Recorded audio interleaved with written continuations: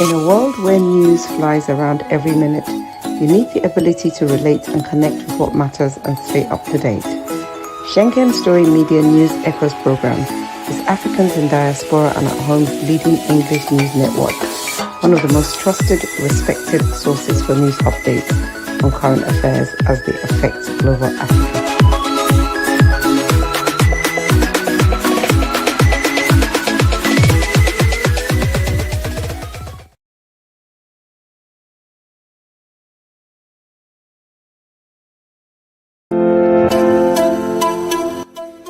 SSM's Wednesday Global Africa program brings to you our news stories, exclusive reporting, and SSM perspectives on the day's top news.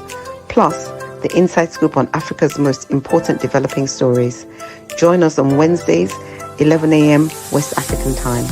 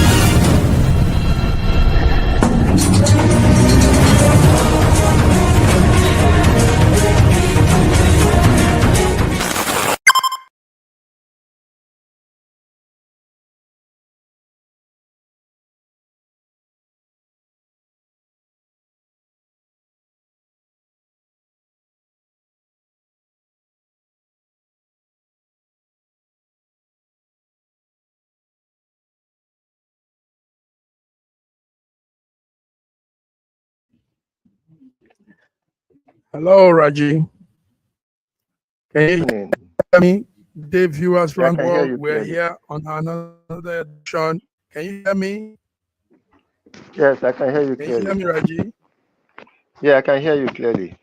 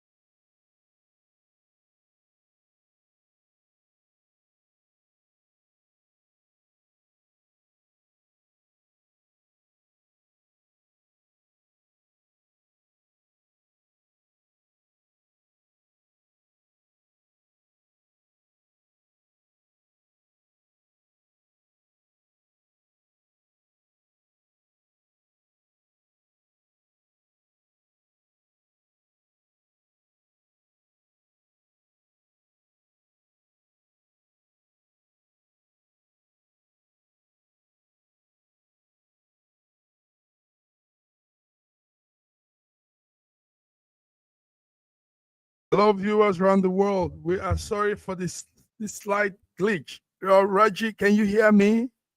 Loud and clear. I can hear you. Oh Good morning. dear, listen, I'm sorry. A plug went off, the audio plug, and I Okay. didn't know. Yes, you are welcome, big man. You are welcome to another edition of our Wednesday African SSM African update. So, how were you there, Raji? Tell us. We need to know some updates from your end. What's happening to? Let's talk about the Tinubu signing the Nigerian Industrial Reform Bill into law. Do you understand all of that? What is that, Raji? Honestly, I'm not following it, Okay. but yes, I'm not following. But I pray that it's for the good of the country. Yes, hopefully. He says he signed the bill to drive the Nigerian financial sector into a 1 trillion economy. I don't know how that can work. And that he says is to cause a transformation. Is it a $1 trillion or $1 trillion? I think you are talking about $1 trillion. $1 trillion. Okay. Yes, $1 trillion. That's very interesting. That's very interesting for an economy that cannot maintain $100 billion. Interesting indeed. Now he said the new act will provide a comprehensive regulatory body that will supervise everything insurance, businesses operating within Nigeria, and all of this is probably to also tap into what the business aspect of Nigeria. So, Raji, yes, you might not be following it real time, but on a general scale, tell us, how does do we pay tax in Nigeria? Do companies actually pay tax? Do we follow those economical policies laid out by financial analysts? Tell us, Raji. So the questions we will ask: how many industries do we have that are productive? How many industries do we have? Yes, that are productive, and how many of them are employed sufficient people, and what is it that are they making profits? Are they making profits enough to pay sufficient tax? Is the environment so feasible for them to be able to operate freely and efficiently and maybe profitably? So these are our questions. So where are they going to get that $1 trillion industry? $1 trillion industry. That's what it's quite interesting. Yes, it's quite interesting. So, but this is he signed that bill yesterday, and he says it will help regulate and supervise everything, all things insurance. How many businesses are insured in Nigeria? How many companies are truly following that path? Does the insurance policies work, Raji?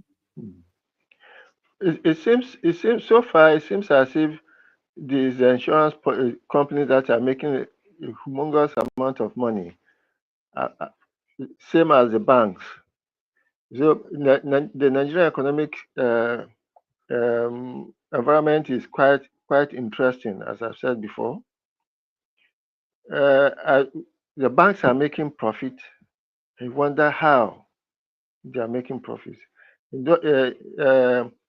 Insurance companies are now very, they have a lot of cash in their hands. I wonder how. But then the Nigerian environment has always been something that has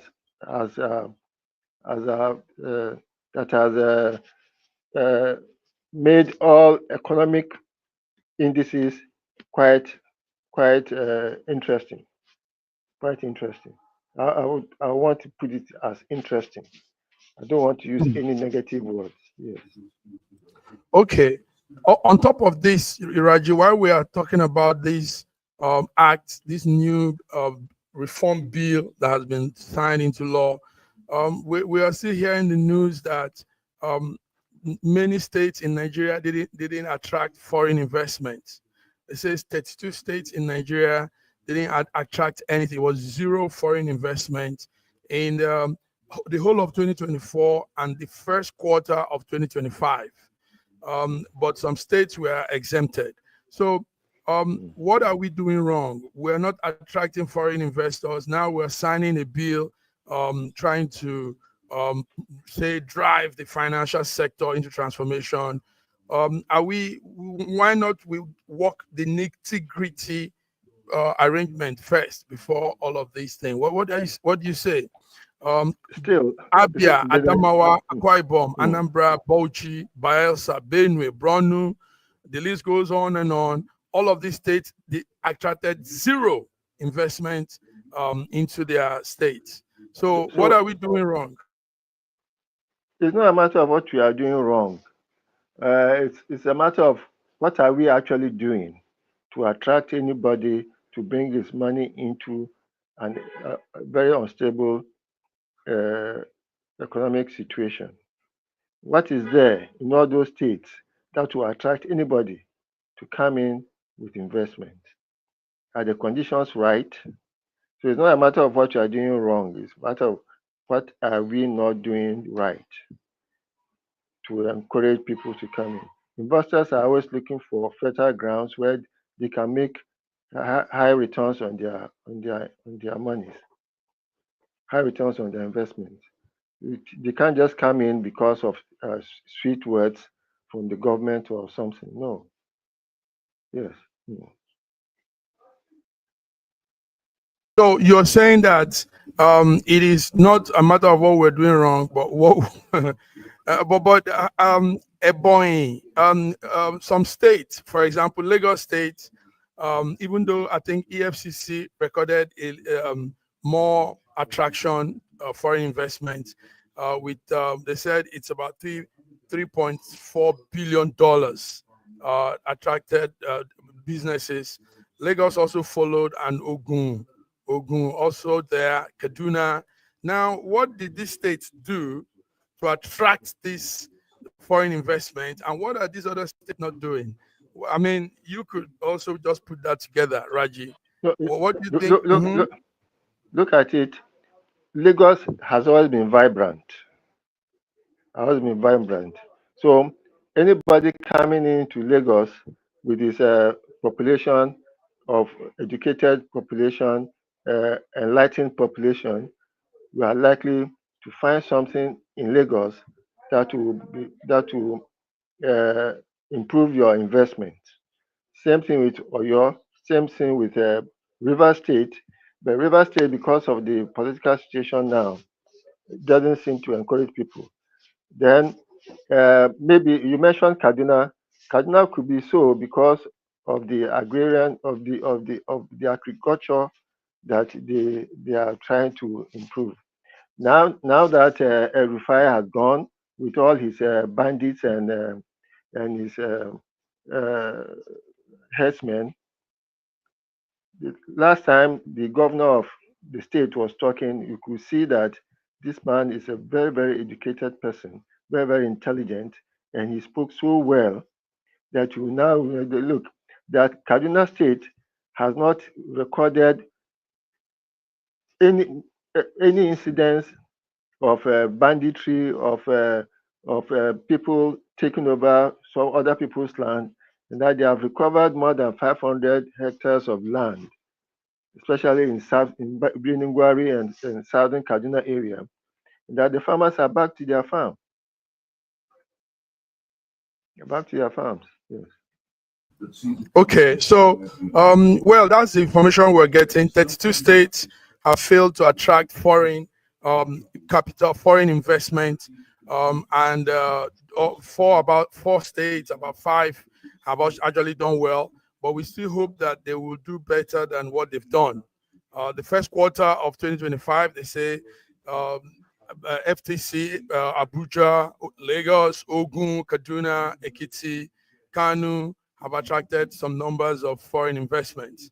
So let's see how that plays out as the year go by. I think now we are entering the second quarter of businesses financial calendar. So more of such business attraction could happen. Do you think more businesses could now be looking towards investing in Nigeria? Raji, do you Well, think?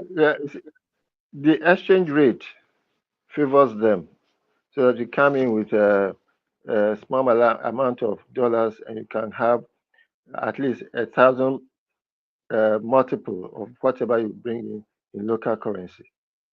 So yeah, that could be some encouragement.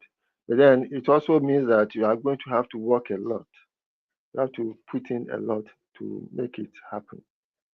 Because eventually your products will be in naira, and therefore you have to be sure that your products don't don't seem too expensive for those who are going to, unless you want to make it all for export. To want to make it all export.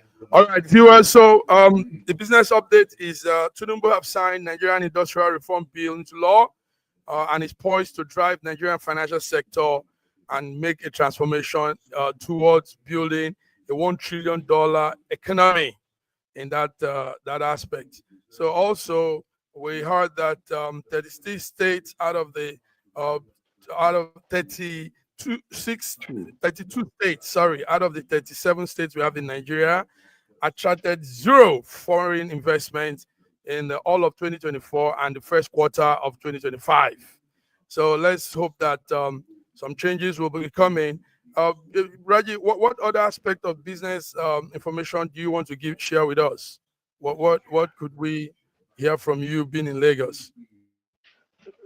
I'm actually concerned about two areas: shea butter and cashew nuts. You know, if Nigeria happens to be one of the points of maximum of when you go into cashew nut export, Nigeria seems to be the second largest exporter of cashew nuts. But you export raw cashew nuts. I wish that we will be able to add value to it before we export it, and therefore gain more on it than just exporting raw. Same goes with cocoa, and same goes with also shea butter. That I hope we will not be exporting all our shea butter, because shea butter now is very, very expensive in the country, knowing that a lot of it now is being shipped by the Chinese and the Indians for cosmetics and things.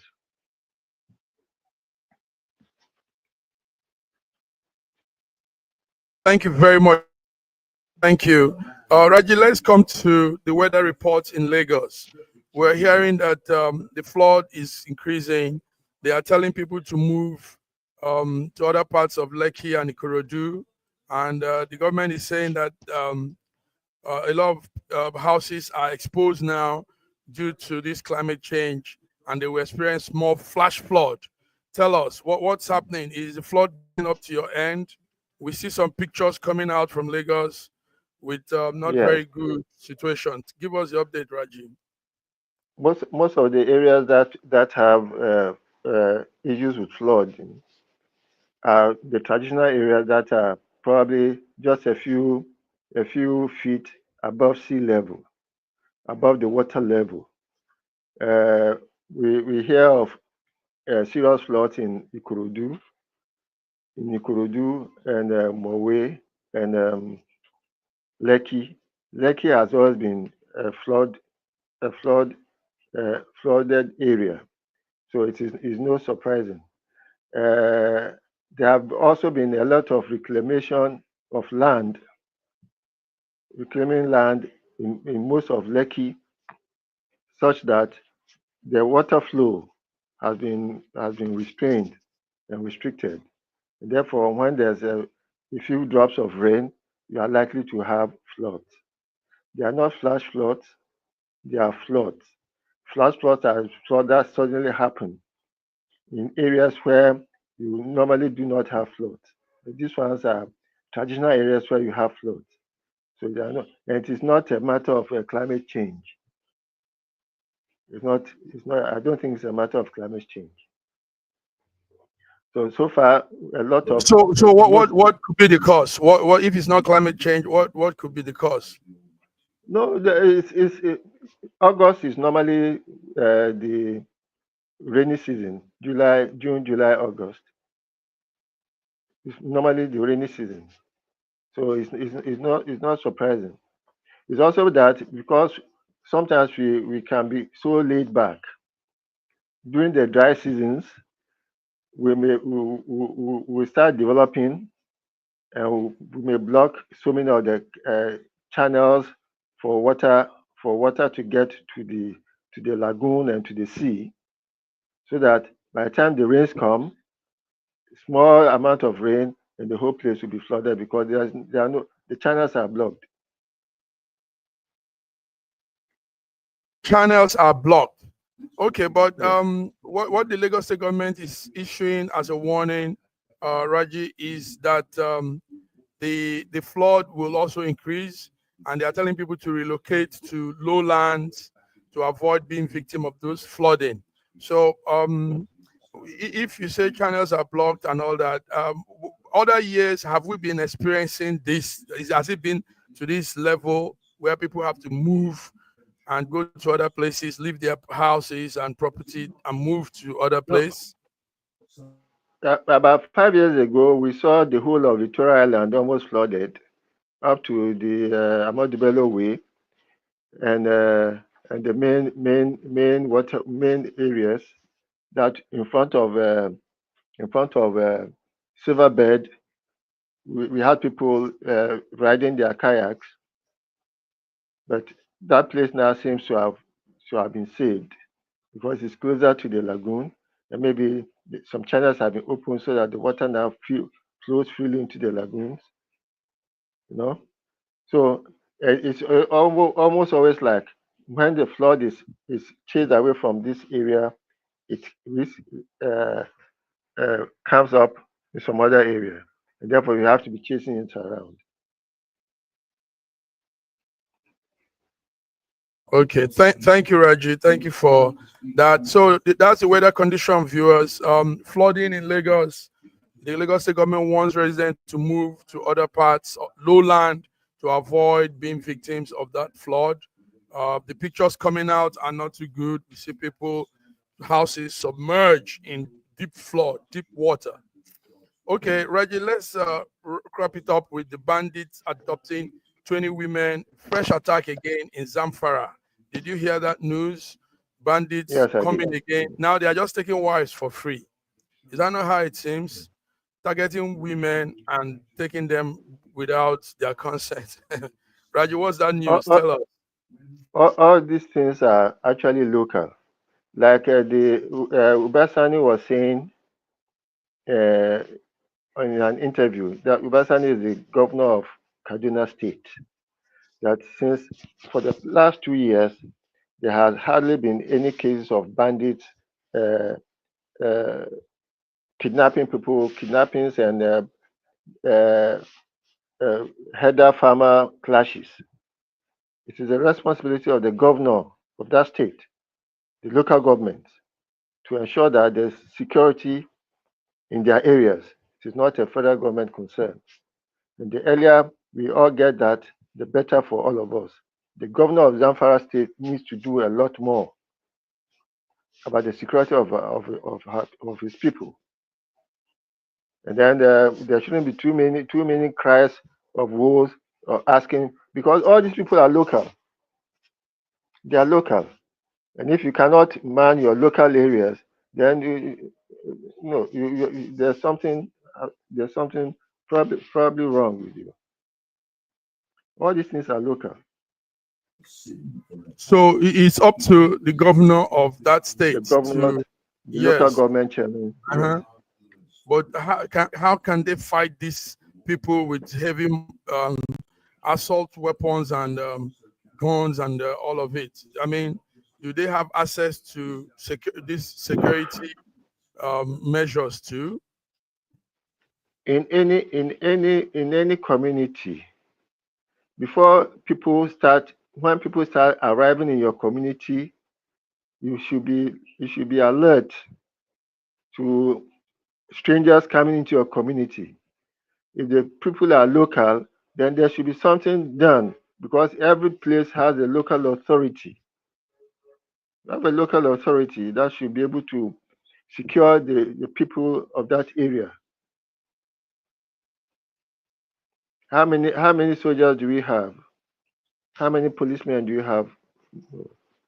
So we still have to go back to it, that there should be local policing. There should be, in fact, it should be encouraged that in your locality, and it is normal in most of these southern of my Yoruba areas, that we have the guidance of the society, guidance of the community, who look after the safety and the security of the people in the locality. If a stranger comes into town, he is not easily recognized and known. Yeah, this man is not part of us. And these bandits don't come in singles; they come in hordes. So the moment that happens, there should be an alert. There should be an alert. Okay, thank you, Raji. Raji, this is how it is. Let's go on a small break. When we come back, we just run on a few top issues. You give us some update on the NMPCL issue and some other things. Then we call it quit for today. Let's take a break. Thank you, Raji. Okay.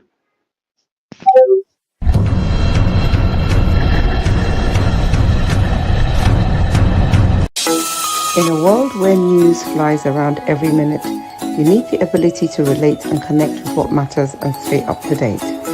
Schengen Story Media News Echoes program is Africans in Diaspora and at Home's leading English news network, one of the most trusted, respected sources for news updates on current affairs as they affect global Africa.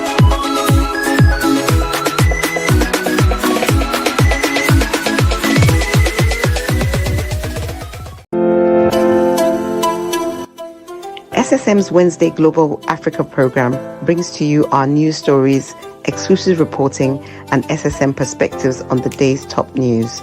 Plus, the inside scoop on Africa's most important developing stories. Join us on Wednesdays, 11 a.m. West African time. Nigeria, we hail thee, our own dear native land. Though tribe and tongue may differ, in brotherhood we stand. Nigerian soul are proud to serve our sovereign motherland. Okay, you see, guys, all the European television, worldwide television, we say Nigeria is dangerous. This and that is, you cannot visit Nigeria, don't give money there, it's too dangerous. You see, I can walk here, I can do what I want. I'm very free. I'm more free than in Europe. Here is the life what you have to. You can also invest it here in this life. It's very free, it's beautiful, the people, they are happy, they are very quiet. Also the food, everything is better than Europe. Forget what the people say in the European television, it's all is lie. I'm telling you guys, all is lie. Here we have a free place for young people, for all people, when you take your pension, this and that, you can invest it in land, in houses, in everything what you like. It's a beautiful place to live. Thank you. See you later. In aviation, this is the London Gatwick Airport. Over 30 million people fly through its single runway annually, and it's owned by a Nigerian. In robotics, this is Apple's Mechamon, world first gaming robot sold exclusively by Apple. It was made by a Nigerian, Silas Adekunle. In leadership, the first African to lead the World Trade Organization as Director General. She's Nigerian. Africa's richest man and business tycoon, Aliko Dangote, is Nigerian. In sports, Victor Osimhen, the highest goal scoring African in Series A, and is currently leading the most goals scored by an African in a single season. He's a Niger boy. A two-time former unified world heavyweight champion, Anthony Oluwafemi Joshua. He's a Nigerian. In music, Rema holds the record for the most streams on Spotify by an African artist. He's Nigerian. In medicine, Dr. Oluyinka, he did an unquote impossible operation. He's Nigerian. In tech, Africa's most valuable fintech organization, Flutterwave, has an evaluation of over $3 billion and was founded by, of course, a Nigerian. In food, Hilda Basi of Nigeria holds the Guinness World Record for the longest cooking time, 93 hours 11 minutes. She's Nigerian. Let's make sure the narrative that comes out of a country is the best. The bad should not overwhelm the storytelling of the good, so it's our responsibility to shape and carry that. Here are 3 things that I absolutely loved about Nigeria. Number 1, I fit in. I fit in. Melanin, caramel, chocolate, mocha, whatever you may call it, I fit in, baby. I felt at home. I didn't feel out of place. I didn't feel like anybody was staring at me. Nobody was looking at me strange when I walked around in the stores. I mean, everybody was minding their own business. Number 2, the people. I mean, Nigerians are a vibe. The diverse culture, the different tribes, the different religions, the people are a vibe, okay? Whatever it is that you're looking for, they got it in Nigeria, okay? And they see you. They see you. They notice you. There's a sense of community. People care. Yes. And of course, you might be woken up at 2 a.m. because there's church going on the loudspeaker, but hey, nothing wrong with a little godliness, okay? Relax. Number 3, I love that Nigerians are resilient. They are resilient.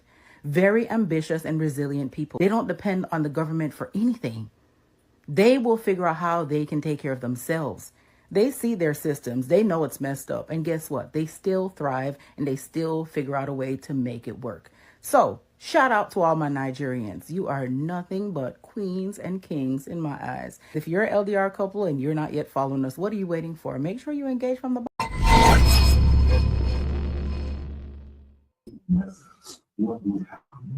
All right, viewers, you are welcome. You are welcome. Raji, thank you for being there. Yeah, let's get some small updates today, Wednesday the 6th, SSM African Global Updates. Raji, what's the situation of things with the NNPCL inconsistent amount that is being given as is turnout? Have you gotten any update on that? Do we have anything new? So, something else has happened concerning the chairman of NNPC. I don't know whether it's the chairman of the Ojulari. Yeah, Ojulari, yes, yes. Mm-hmm. We are hearing some very, very unsavory stories about how he had to leave, whether he has resigned, whether he was forced to resign, whatever the case. At the moment, I'm not sure whether we have any principal in that seat. It is so troubling that the head of the NNPCL, the cash cow of the country, is being handled so like some local government troubles. Officer. Yes, it is. I thought it is scary. It is scary. And what was the presidency doing about that? What's the stand of the presidency? So far, I've not heard much from Bayo Onanuga, who is a spokesman for the presidency.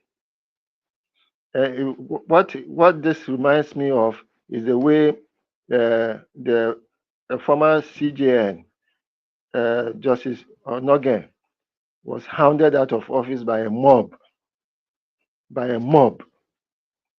breaking all decency to send a Chief Justice of the Federation out of office overnight. It's the same thing that's happening with Ojulari. No matter the missteps, he's just been there for three months. So how much damage could he have done in 3 months to justify his invitation to EFCC and then for the DSS to be involved in whatever imbroglio that saw him out of office?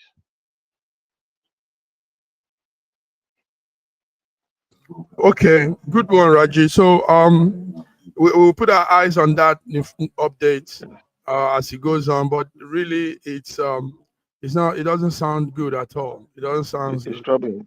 So Yes. sorry. So how do you expect foreigners to bring their investment in when the head of your cash cow is being treated like a primary school child?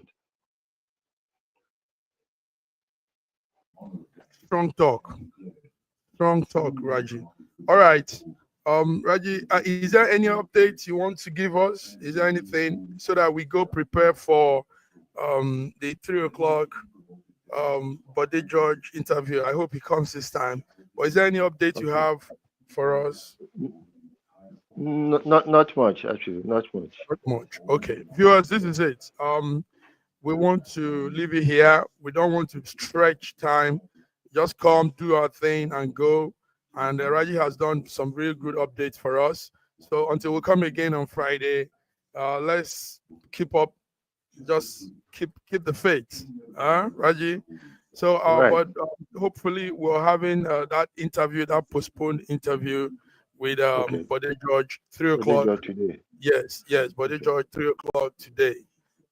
3 o'clock West African time. So hopefully he will be here to give us State of the Nation, the update on what's happening politically in Nigeria. So until then, Raji, ciao. See you then. Bye-bye. Yeah, see you later.